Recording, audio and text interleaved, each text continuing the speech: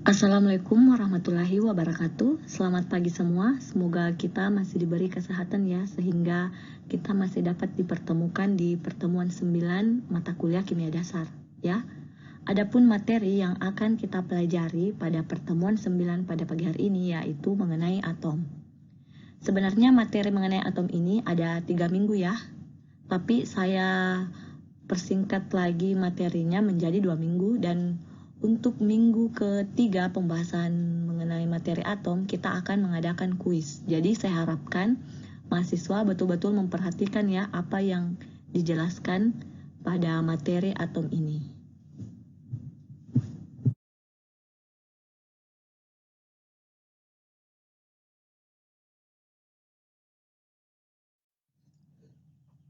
Baik, saya akan membacakan deskripsi mata kuliah kita pada pertemuan 9 pada pagi hari ini ya. Yang pertama, menjelaskan perkembangan sistem periodik. Yang kedua, menjelaskan mengenai lambang unsur. Yang ketiga, menjelaskan konfigurasi elektron dan elektron valensi. Dan yang keempat, menjelaskan perbedaan isotop, isobar, dan isoton. Beberapa minggu lalu, kita telah mempelajari mengenai karakteristik dari materi. Kita akan melihat hubungan materi sebelumnya dengan materi pada pagi hari ini ya. Kita lihat di slide selanjutnya.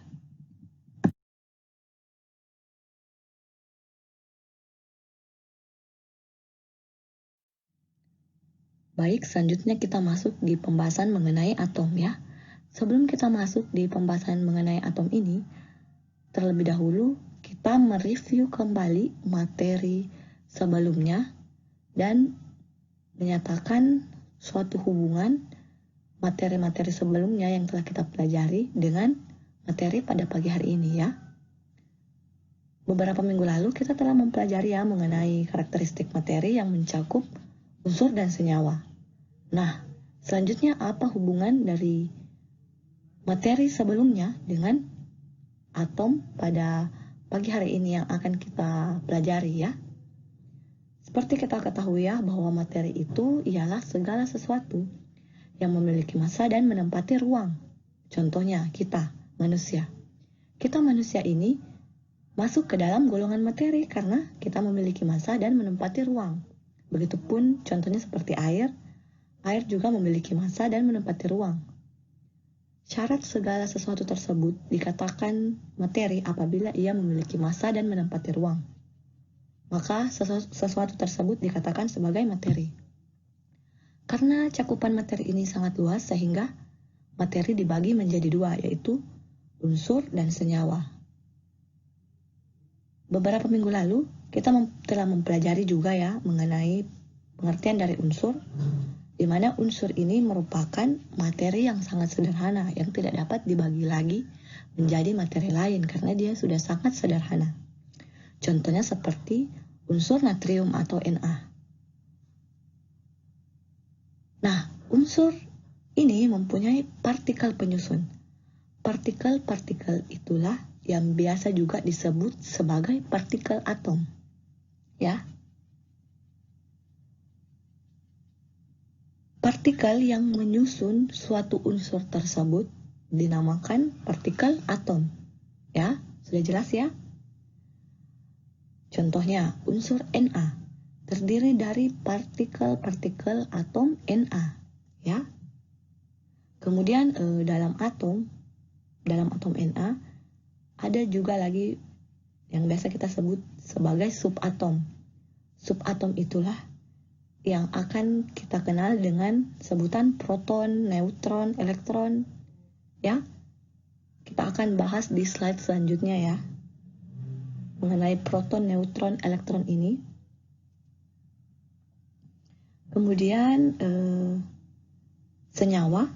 Senyawa ini merupakan gabungan dari beberapa unsur yang berikatan. Ya. Gabungan dari beberapa atom yang berikatan membentuk senyawa atau biasa juga disebut dengan molekul. Di buku-buku apabila kita sebut molekul, biasanya ada dua macam ya molekul, yaitu molekul unsur dan molekul senyawa. Perbedaan dari molekul unsur dan molekul senyawa ini terletak pada struktur atau gabungan dari atom-atom yang menyusunnya ya. Untuk molekul unsur, gabungan dari atom-atom atau unsur-unsur yang sama ya. Contohnya N2, H2O2 ya. Dimana N2 ini terdiri dari 2 unsur N, H ini terdiri dari 2 unsur H, dan O ini terdiri dari 2 unsur O ya. Karena molekul unsur ini memang dia merupakan gabungan dari atom-atom atau unsur-unsur yang sama ya. Berbeda dengan molekul senyawa. Molekul senyawa ini terdiri dari atom-atom atau unsur-unsur yang berbeda ya. Misalnya NaOH. NaOH ini terdiri dari 3 unsur ya. Unsur Na, unsur O, dan unsur H. Sehingga dia disebut sebagai molekul senyawa. Ya. Sampai sini bisa dimengerti ya mengenai hubungan antara materi, unsur, senyawa, dan atom.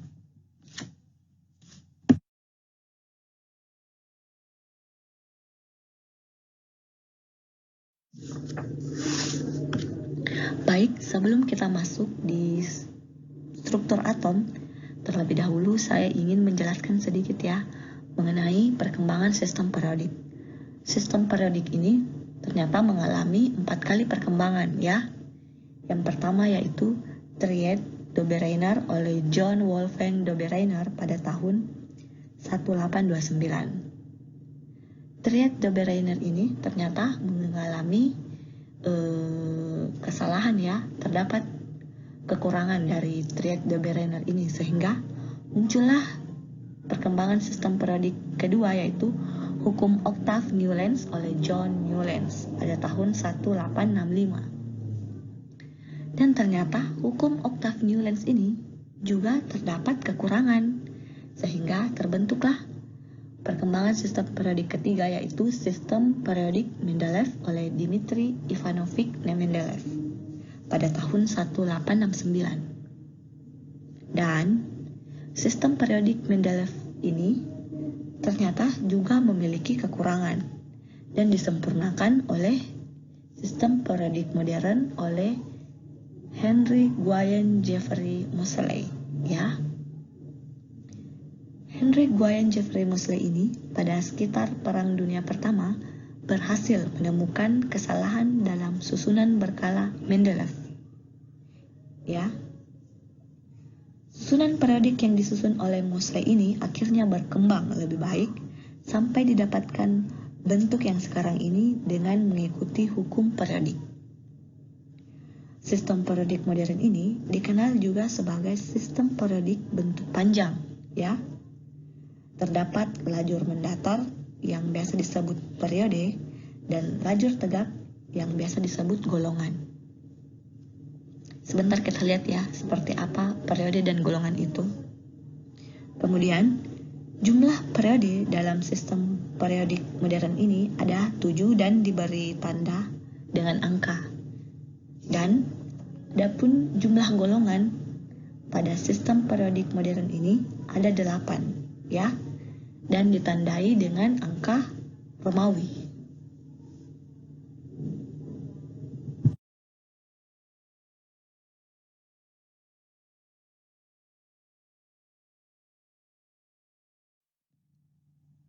Baik, seperti inilah penampakan dari sistem periodik modern yang kita pakai hingga saat ini ya.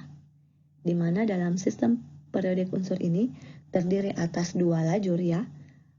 Lajur vertikal yang biasa disebut dengan golongan yang saya berikan tanda panah warna merah, dan lajur horizontal atau biasa disebut dengan periode yang saya berikan tanda panah warna biru ya.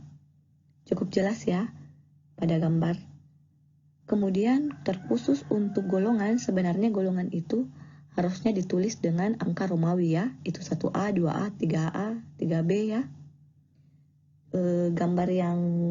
Gambar pada slide ini masih kurang tepat ya. Jadi kalian harus perbaiki. Kemudian dalam golongan terdapat dua golongan ya, yaitu golongan A atau biasa disebut dengan golongan utama yang berjumlah 8 golongan, yaitu mulai dari 1A sampai 8A. Kemudian terdapat pula golongan transisi atau golongan B ya, yang terdiri dari 8 golongan juga, yaitu dimulai dari golongan 1B sampai dengan 8B ya. Adapun letak golongan transisi pada sistem periodik unsur ini berada pada di antara golongan 2A dengan golongan 3A ya. Terlihat jelas ya dalam tabel sistem periodik unsur tersebut. Kemudian mungkin ada beberapa di antara kalian ya yang menanyakan apa sih arti dari warna-warna pada setiap tabel sistem periodik ini. Sebenarnya, warna-warna tersebut hanya sebagai indikator kandungan logam pada setiap unsur ya. Di sini kita lihat di keterangan warna, di mana terdapat metal atau main group. Pada warna tersebut, kandungan logam pada unsur yang berwarna biru tua ini sangat tinggi ya. Tapi semakin ke bawah, semakin kandungan logam tersebut semakin sedikit bahkan hilang ya. Contohnya pada keterangan gambar dengan berwarna kuning seperti non-metal ya. Non-metal ini dia tidak mengandung logam ya. Sampai sini bisa dipahami ya.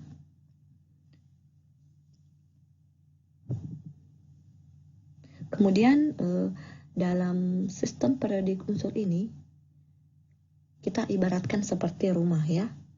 Tidak ada satupun unsur yang berada pada tempat yang sama ya. Misalkan unsur Li dan unsur Be. Walaupun dia berada pada periode kedua, tapi dia berada pada golongan berbeda ya. Li berada pada golongan 1A sedangkan Be berada pada golongan 2A ya. Sehingga diperlukanlah penggolongan dan periode dalam sistem periodik unsur ini untuk mengetahui letak suatu unsur dalam sistem periodik ya. Sampai sini bisa dimengerti ya.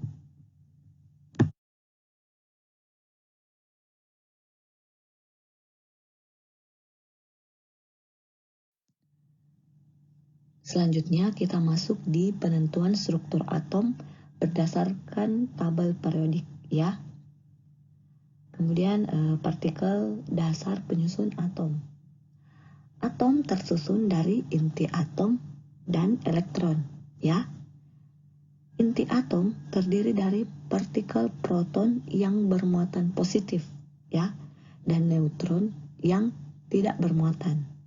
Sedangkan elektron bermuatan negatif ya.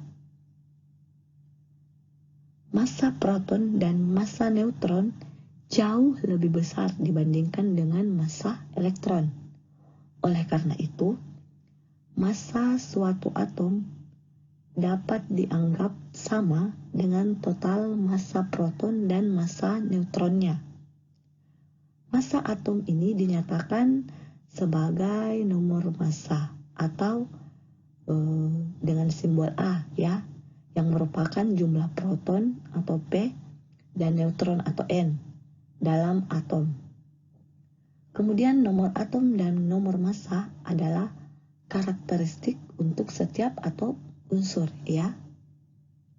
Sehingga apabila X adalah lambang kimia unsur, maka nomor atom atau dengan lambang kimia Z dan nomor massa A dari unsur X dapat ditulis dengan menggunakan notasi berikut ya, di mana X itu merupakan lambang suatu unsur, Z itu nomor atom, dan A itu nomor massa.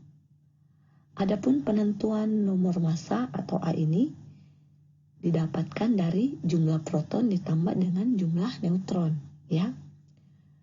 Kemudian jumlah neutron didapatkan dari nomor massa dikurang dengan nomor atom, ya.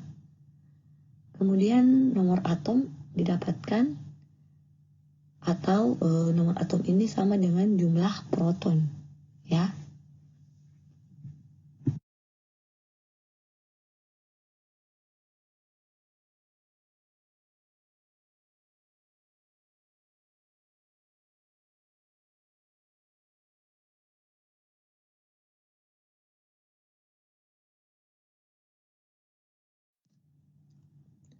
Seperti inilah penampakan dari struktur atom, ya, di mana dalam struktur atom terdapat yang dinamakan inti atom. Inti atom ini berada di tengah-tengah.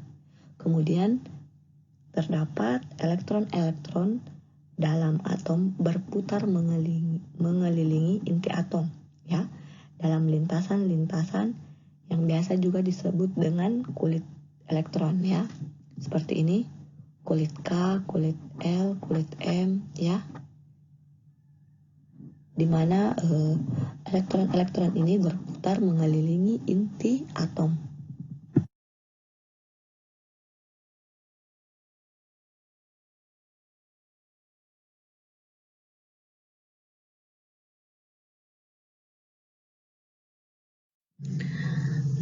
Selanjutnya kita masuk di konfigurasi elektron dan elektron valensi, ya.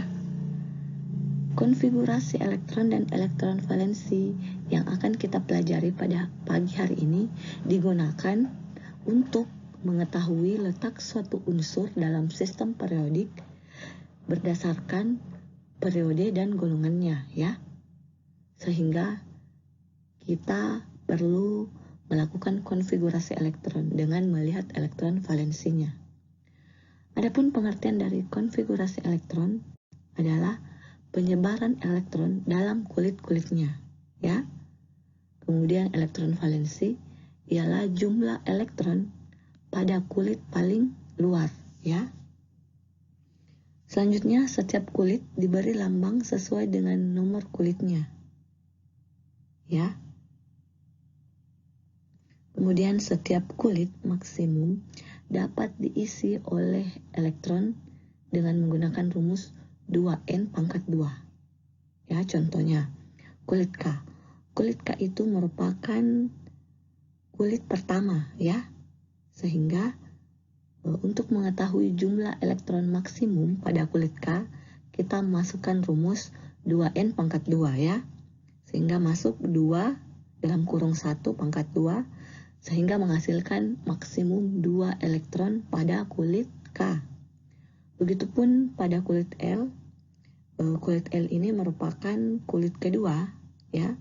Sehingga untuk mengetahui jumlah elektron maksimum pada kulit L, yaitu 2 dalam kurung 2 pangkat 2, sehingga menghasilkan 8 elektron, ya.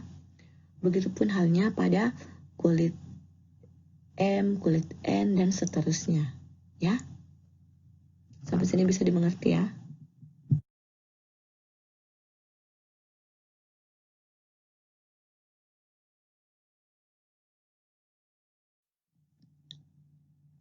Baik, sekarang kita masuk di aturan konfigurasi elektron pada tiap kulit, ya. Di sini ada beberapa aturan-aturan untuk setiap kulit K, L, M, dan seterusnya, ya. Untuk kulit K, jumlah elektron maksimal itu diisi dengan 2. Untuk kulit L, jumlah elektron maksimal diisi 8, dan untuk kulit M, jumlah elektron maksimal diisi 18, ya. Jumlah elektron maksimal ini yang kita dapatkan tadi, ya, dengan rumus 2N2 pada slide sebelumnya, ya. Dan untuk kulit N, O, dan seterusnya tetap berlaku rumus 2N2, ya. Kemudian aturan konfigurasi elektron pada kulit K. Yang pertama, diisi 1 elektron jika elektron yang dimiliki atom kurang dari 2 elektron.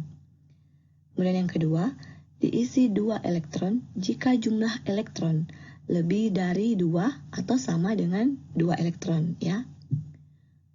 Selanjutnya untuk aturan konfigurasi elektron kulit L, maksud saya. Pertama, diisi sisa elektron dari kulit K jika sisa elektron K kurang dari 8 elektron. Kemudian diisi 8 elektron jika sisa dari kulit K sama atau lebih besar dari 8 elektron, ya. Untuk kulit M, diisi sisa elektron dari kulit L jika sisa elektron kurang dari 8 elektron.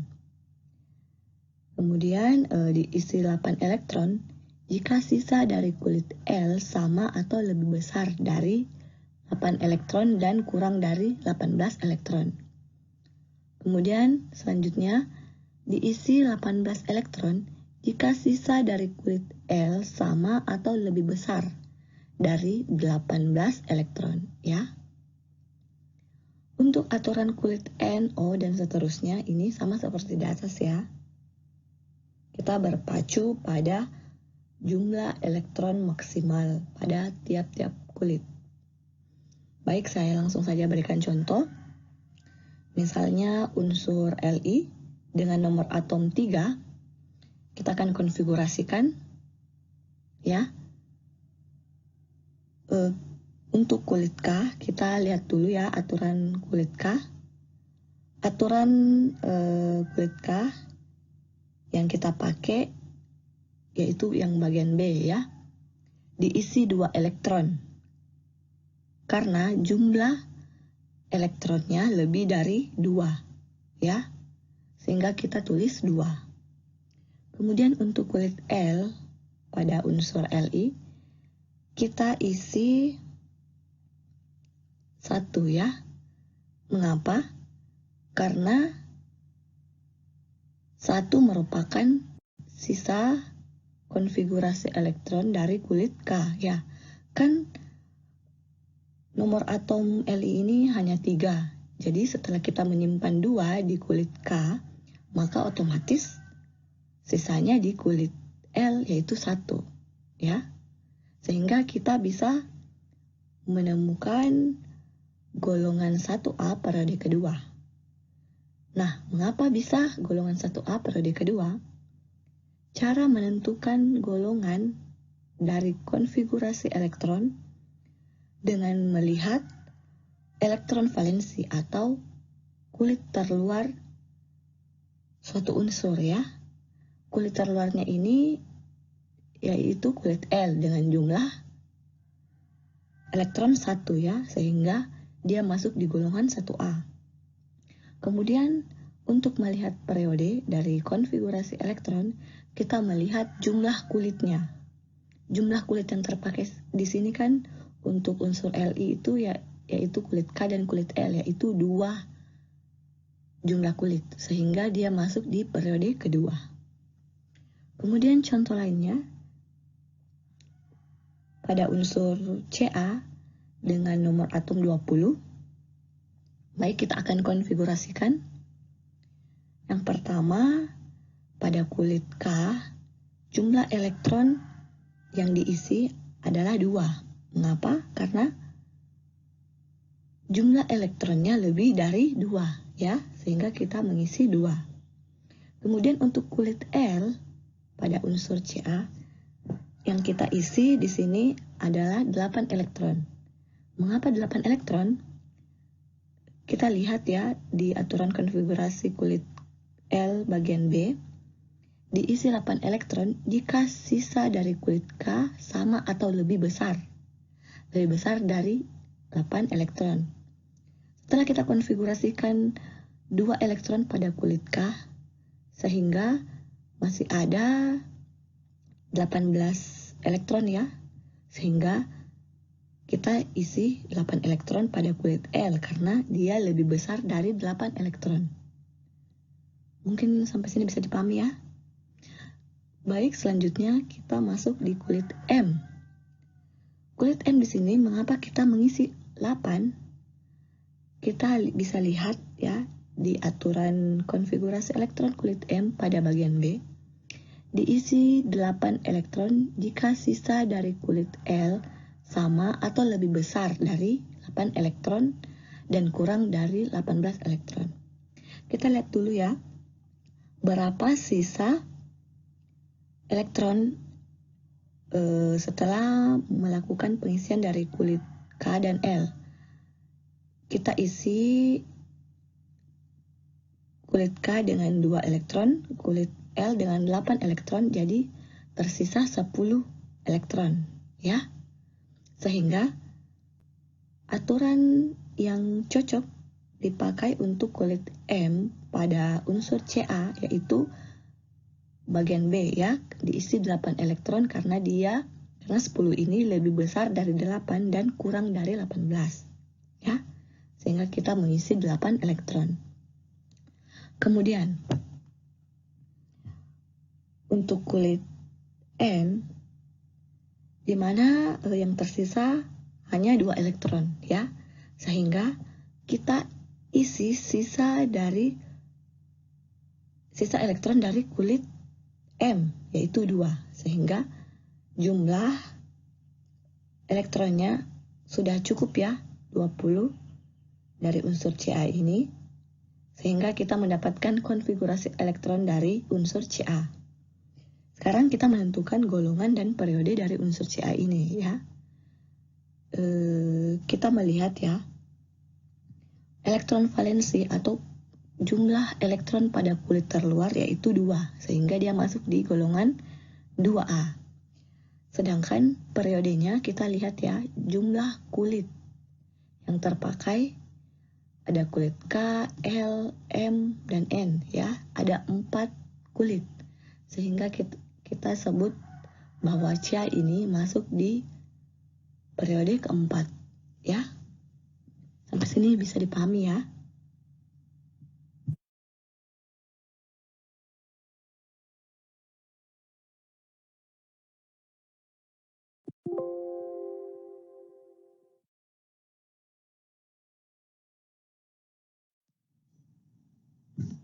Baik, saya berikan contoh lainnya, ya.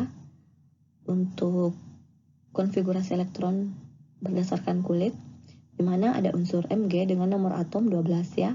Baik, kita akan konfigurasikan untuk kulit K diisi 2 elektron, kulit L kita isi 8 elektron, dan kulit M kita isi 2 elektron. Mengapa di sini tertulis golongan 2A periode ketiga, ya? Karena untuk mengetahui golongan pada konfigurasi elektron kulit, kita melihat elektron valensinya, ya. Di sini elektron valensinya berada pada kulit M, yaitu 2 elektron, sehingga dia masuk dalam golongan 2A. Kemudian mengapa periode ketiga? Periode ketiga ini kita lihat dengan melihat jumlah kulit yang terpakai, ya. Di sini ada 3 kulit, yaitu kulit K, kulit L, dan kulit M yang terisi elektron, ya, sehingga dia masuk dalam periode ketiga, ya. Begitupun contohnya pada unsur S dengan nomor atom 16, ya. Dimana untuk kulit K diisi 2 elektron, kulit L kita isi 8 elektron, kulit M kita isi 6 elektron, sehingga letak dari unsur S ini berada pada golongan 6A periode ketiga. Kita bisa lihat, ya, kita bisa cek pada tabel periodik apa benar letak Mg dan S ini pada tabel periodik, ya. Ternyata sudah benar, ya. Kemudian contoh lainnya ada unsur Mn dengan nomor atom 25, ya. Baik, kita konfigurasikan untuk kulit K kita isi 2 elektron, kulit L kita isi 8 elektron, kulit M kita isi 8 elektron. Mengapa kita mengisi 8 elektron pada kulit M? Mengapa bukan 15 elektron saja? Kan jumlah elektron maksimal pada kulit M itu ada 18. Ini kan hanya 15. Kenapa kita menulis 8? Kenapa bukannya 15, ya?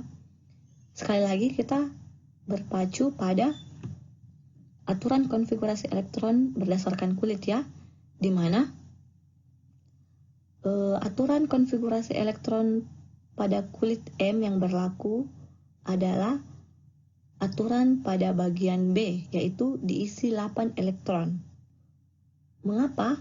Karena sisa dari kulit L lebih besar dari 8 elektron dan kurang dari 18 elektron ya, sehingga kita mengisi 8 elektron untuk kulit M ya, sehingga untuk kulit N kita mengisi sisa dari kulit M, yaitu 7 elektron ya.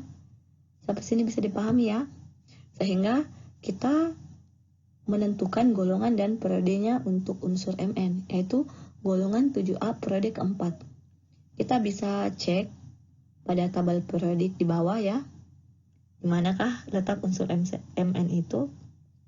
Oh, ternyata unsur Mn ini berada pada 7B, bukan 7A. Nah, seperti inilah gambaran kekurangan dari konfigurasi elektron berdasarkan kulit ya, di mana konfigurasi elektron berdasarkan kulit ini hanya berlaku pada golongan utama atau golongan A ya. Dia tidak bisa membaca golongan transisi atau golongan B. Nah, bagaimana caranya agar kita mengkonfigurasikan elektron dengan mengetahui golongan A atau golongan utama maupun golongan transisi atau golongan B ya? Baik, kita lihat slide selanjutnya.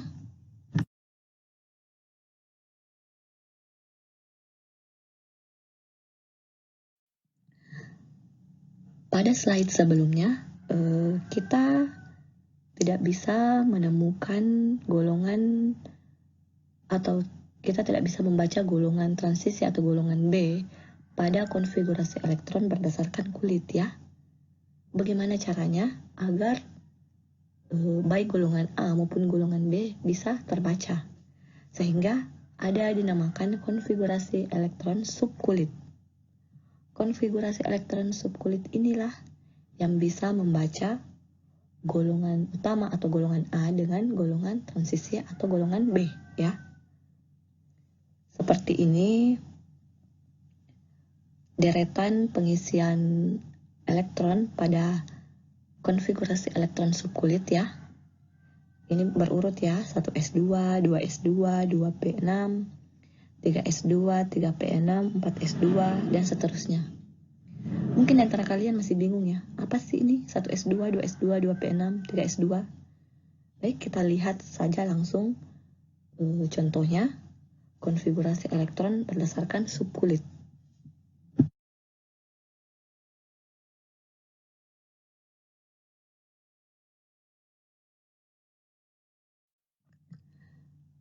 Baik, sebelum masuk di contoh konfigurasi elektron subkulit, terlebih dahulu kita harus melihat ya aturan penentuan golongan pada konfigurasi subkulit ya.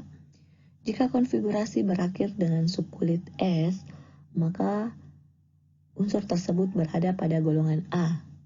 Kemudian jika konfigurasi berakhir dengan subkulit S tambah P, maka unsur tersebut berada di golongan A. Dan jika konfigurasi berakhir dengan subkulit S tambah D, maka unsur tersebut berada pada golongan B ya. Kemudian untuk golongan A menempati subkulit S dan P. Jika S sama dengan 1, maka golongan 1A. Jika S sama dengan 2, maka golongan 2A. Jika S tambah P sama dengan 3, maka golongan 3A. Jika S tambah P sama dengan 4, maka golongan 4A. Jika S tambah P sama dengan 5, maka golongan 5A. Jika S tambah P sama dengan 6, maka golongan 6A. Jika S tambah P sama dengan 7, maka golongan 7A. Jika S tambah P sama dengan 8, maka golongan 8A. Khusus untuk golongan A, golongan dengan jumlah elektron terakhir itu sama ya, tapi berbeda lagi dengan golongan B ya. Baik, mari kita lihat. Untuk golongan B menempati subkulit D, jika S tambah D sama dengan 11, maka golongan 1B ya. Jika S tambah D sama dengan 12, maka golongan 2B.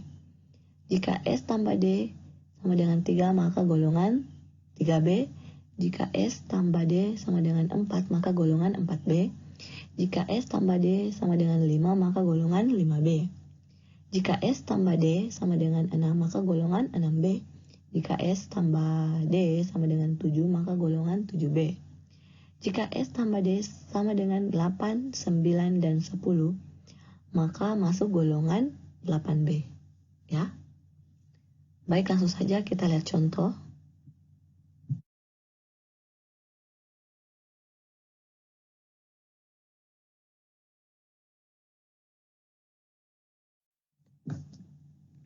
Baik, kita masuk di contoh ya.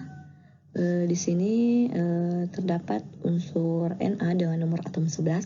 Kita akan konfigurasikan berdasarkan kulit maupun subkulit. Kita hanya ingin melihat ya, apakah terjadi perbedaan dalam penentuan golongan maupun periode antara konfigurasi subkulit dengan kulit ya. Untuk konfigurasi berdasarkan kulit, kita mengisi untuk kulit K dengan 2 elektron, kulit L 8 elektron, dan kulit M 1 elektron ya. Sehingga kita mendapatkan golongan 1A. Mengapa golongan 1A? Karena elektron valensinya ada 1, sehingga dia masuk di golongan 1A. Dan periode ketiga karena jumlah kulit yang terpakai ya, ada 3. Kemudian konfigurasi elektron berdasarkan subkulit untuk unsur Na, 1s2, 2s2, 2p6, 3s1. Mengapa 3s1 di sini? Padahal di aturan di slide sebelumnya di sini 3s2 karena nomor atom dari Na ini ada 11 ya. Sehingga jika kita jumlahkan subkulit 1s2, 2s2 sudah berjumlah 4 elektron, 2p6 berjumlah 10, dan 3s1 jumlahnya 11 ya. Sehingga konfigurasi elektron terakhirnya 3s1. Untuk menentukan suatu golongan dan periode pada konfigurasi subkulit, kita juga melihat ya konfigurasi terakhirnya ada 3s1. Pada slide sebelumnya telah kita ketahui bahwa apabila konfigurasi berakhiran dengan huruf S, maka unsur tersebut berada pada golongan A ya. Dan bagaimana cara menentukan golongan ya? Kita melihat elektron terakhirnya ya. Ada 3s1, 1 elektron, sehingga dia masuk di golongan 1A. Kemudian untuk menentukan periodenya, kita melihat angka terbesar di depan subkulit ya. Ada angka 3, sehingga dia masuk di periode ketiga. Kemudian saya berikan lagi ya contoh yang lainnya. Ada unsur Mg dengan nomor atom 12. Kita menentukan golongan dan periode berdasarkan kulit maupun subkulit ya. Untuk kulit, konfigurasi berdasarkan kulit, untuk kulit K kita mengisi 2 elektron, kulit L 8 elektron, dan kulit M 2 elektron ya, sehingga menghasilkan golongan 2A periode ketiga ya. Selanjutnya kita konfigurasikan berdasarkan subkulit unsur Mg ini ya. 1s2, 2s2, 2p6, 3s2. Sekali lagi ya, saya katakan bahwa untuk menentukan golongan dan periode pada suatu unsur, baik di berdasarkan konfigurasi kulit maupun subkulit, kita melihat konfigurasi elektron terakhirnya ya. Di sini untuk unsur Mg, dia berakhiran 3s2 ya.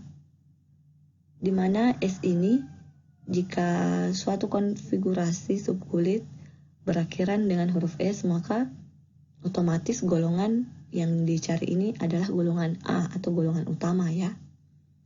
Kemudian kita melihat lagi jumlah elektron terakhirnya ada 2, sehingga dia masuk di golongan 2A. Kemudian untuk menentukan periode, kita lihat angka terbesar di depan subkulit ada angka 3 ya. sehingga dia masuk di periode ketiga. Setelah melakukan konfigurasi kulit maupun subkulit, khusus untuk golongan utama atau golongan A, tidak ada perbedaan ya yang didapatkan, sama-sama mendapatkan golongan yang sama antara konfigurasi kulit maupun subkulit ya, karena konfigurasi berdasarkan kulit memang hanya berlaku untuk golongan utama ya, tidak berlaku untuk golongan transisi atau golongan B ya. Sampai sini mungkin bisa dipahami ya. Selanjutnya kita lihat contoh yang lain lagi.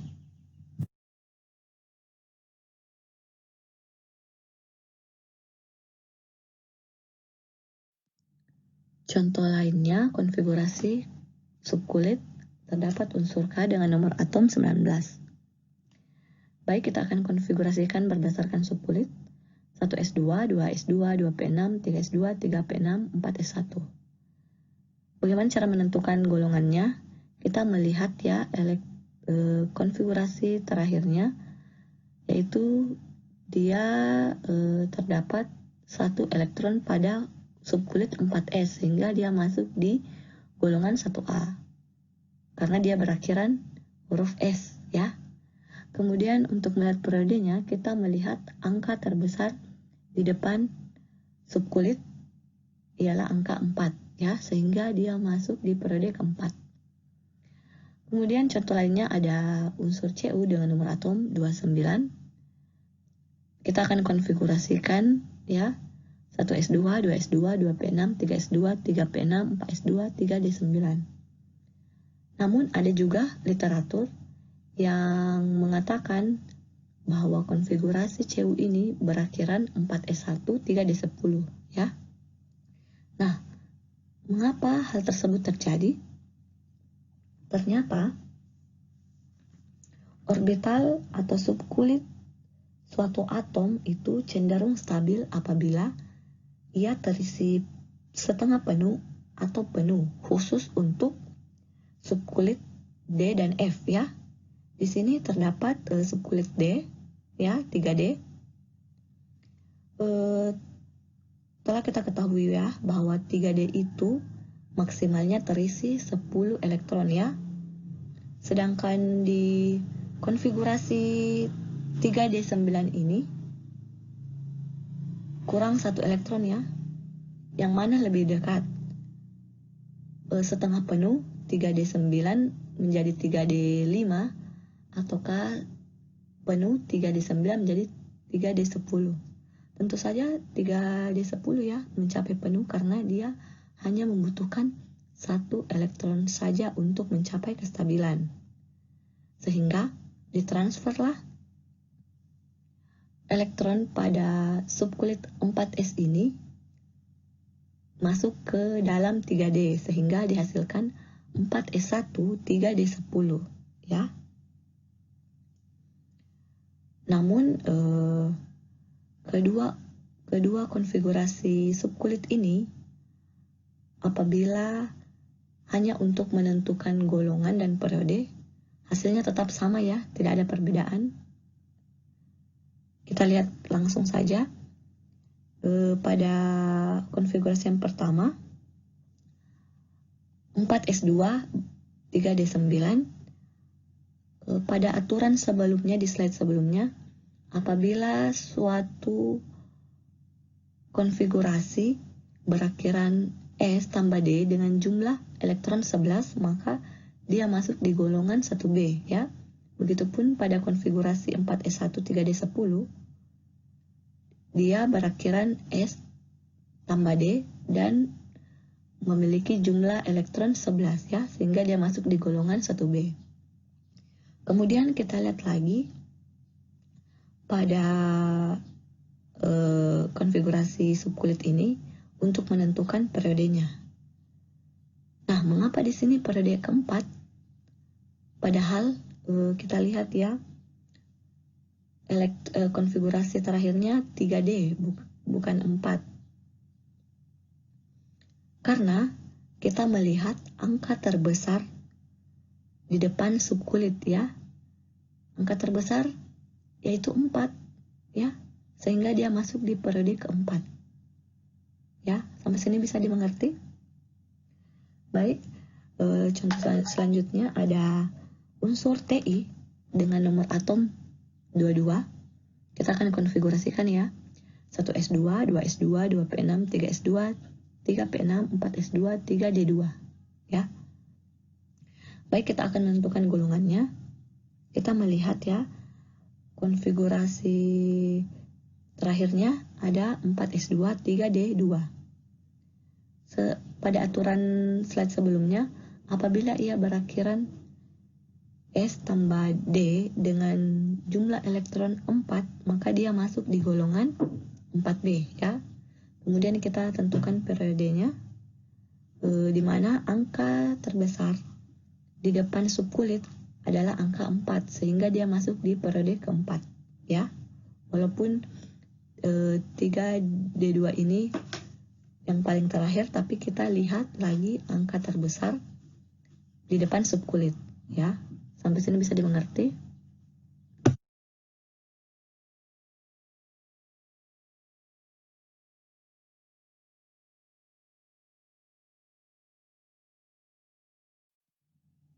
Baik, selanjutnya contoh lainnya yang akan saya berikan yaitu terdapat unsur Ar dengan nomor atom 18 ya. Baik, kita akan konfigurasikan berdasarkan subkulit ya, yaitu 1s2, 2s2, 2p6, 3s2, 3p6 ya.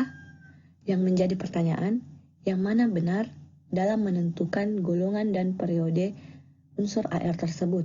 Apakah golongan 6A periode ketiga atau golongan 8A periode ketiga? Ya. Pada slide sebelumnya kita telah mempelajari ya aturan konfigurasi subkulit ya, di mana apabila ia berakhiran subkulit S, dia termasuk dalam golongan A. Apabila ia berakhiran subkulit S tambah P, maka dia masuk golongan A. Dan apabila ia berakhiran subkulit S tambah D, maka dia masuk di golongan B ya. Sehingga pada unsur Ar ini kita tidak bisa hanya fokus pada 3P saja, walaupun dia konfigurasi yang terakhir ya, karena dalam aturan tidak ada konfigurasi subkulit yang berakhiran P saja ya, yang ada itu S tambah P, sehingga dalam menentukan golongan unsur Ar tersebut kita harus fokus ke 3S dan 3P ya, dengan cara menjumlahkan jumlah elektron yang terdapat pada subkulit 3S dan 3P, sehingga didapatkanlah golongan 8A periode ketiga ya. Sampai di sini bisa dimengerti? Baik, selanjutnya contoh lainnya. Contoh ini sudah saya berikan di slide sebelumnya ya. Saya hanya ingin memberikan perbandingan di mana terdapat unsur Mg dengan nomor atom 12. Di sini kita lihat konfigurasinya, konfigurasi terakhirnya ya. Di sini konfigurasi terakhirnya ada 3s2. Kenapa kita tidak mengambil 2p6 3s2? Karena tidak ada konfigurasi subkulit yang berakhiran P dan S, yang ada S tambah P ya. Sehingga kita hanya mengambil S saja ya, karena tidak ada P tambah S ya, sehingga kita mendapatkan golongan 2A periode ketiga. Begitupun contoh lainnya pada unsur K dengan nomor atom 19, di mana konfigurasi terakhirnya itu adalah 4S1 ya, karena sehingga dia kita mendapatkan golongan 1A periode keempat untuk unsur K tersebut ya. Sampai sini bisa dipahami ya cara menentukan golongan dan periode pada konfigurasi subkulit.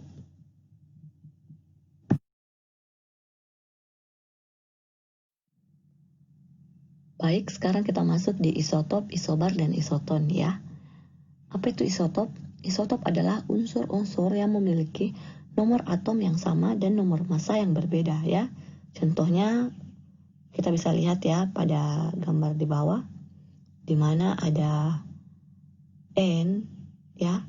Di dia memiliki nomor atom yang sama ya, ialah 7, tapi nomor massa yang berbeda. Ada 13, 14, dan 15 ya. Kemudian apa itu PeN ya? P itu merupakan proton. Mengapa proton dari yang pertama 7? Karena proton sama dengan nomor atom ya. Kemudian elektron juga sama dengan proton. P sama dengan E. Dan neutron merupakan kita dapatkan dari nomor massa dikurang nomor atom sehingga mendapatkan neutron 6 ya. Begitupun pada contoh kedua di mana protonnya 7, elektronnya 7 dan neutronnya 7. Kemudian yang ketiga, proton 7, elektron 7, neutron 8 ya. Karena neutron ini didapatkan dari hasil pengurangan nomor massa dikurang nomor atom ya.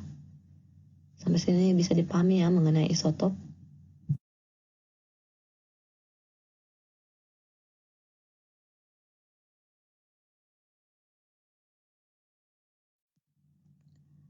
Selanjutnya kita masuk di isobar dan isoton ya. Isobar ini merupakan kebalikan dari isotop. Isotop tadi merupakan unsur-unsur yang memiliki nomor massa yang berbeda tapi nomor atom yang sama. Dan ternyata untuk isobar ini kebalikan dari isotop, di mana isobar ini merupakan unsur-unsur yang memiliki nomor massa yang sama tapi nomor atom yang berbeda ya. Kita lihat saja langsung contoh dari isobar. Pada unsur C dan N sama-sama memiliki nomor massa yang sama yaitu 14. Dan adapun nomor atom untuk unsur C ada 6 dan unsur N ada 7 ya. Memiliki nomor atom yang berbeda. Kemudian ada dinamakan juga isoton. Isoton adalah unsur-unsur yang memiliki jumlah neutron yang sama. Pada slide sebelumnya saya telah menjelaskan ya, jumlah neutron itu kita dapatkan dari hasil pengurangan nomor massa dikurang nomor atom ya. Kita lihat saja langsung contohnya. Untuk unsur N terdapat nomor massa 14, nomor atom 7. Dengan melakukan pengurangan antara nomor massa dan nomor atom N, maka dihasilkanlah jumlah neutron 7 ya. Dan unsur C memiliki nomor massa 13, nomor atom 6. Jika 13 dikurang 6 ini akan menghasilkan juga jumlah neutron 7 ya, sehingga unsur N dan unsur C ini merupakan unsur yang seisoton ya, karena dia memiliki jumlah neutron yang sama. Begitupun halnya pada contoh selanjutnya, ada unsur O dan unsur C. Jika kita melakukan pengurangan nomor massa dan nomor atom untuk unsur O, maka dihasilkanlah jumlah neutron 8 ya. Begitupun pada unsur C, akan menghasilkan jumlah neutron 8 pula. Sehingga untuk unsur O dan unsur C ini merupakan seisoton ya.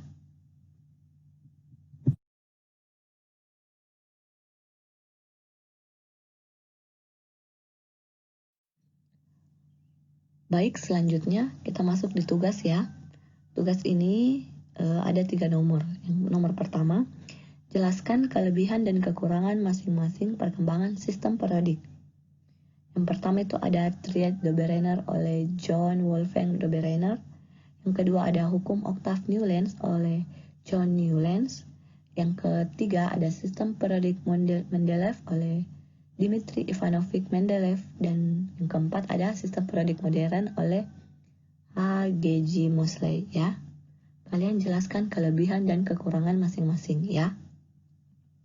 Kemudian yang nomor 2, pilih 5 dari 10 unsur golongan utama berikut. Ada unsur K, Ne, Al, Si, Ca, O, Na, Cl, P, dan S ya. Pilih 5 dari 10 unsur tersebut ya. Kemudian konfigurasikan secara kulit dan subkulit dan tentukan golongan beserta periodenya ya. Kemudian nomor 3, konfigurasikan golongan transisi berikut secara subkulit. Kemudian tentukan golongan dan periode ya. Ada unsur Sc, Fe, Ti, Co, dan Cr ya. Kemudian catatan, tugas ini harus ditulis tangan ya. Tidak diperkenankan diketik di komputer atau di laptop. Kemudian pengumpulan tugas 4 kali 24 jam setelah tugas diberikan. Dan tidak ada pengumpulan tugas lewat dari jam yang telah ditentukan ya. Tugas yang sama persis nilainya akan dibagi 2 ya. Tugas diupload pada link upload tugas pada keterangan video pembelajaran pertemuan 9 ya. Cukup jelas ya?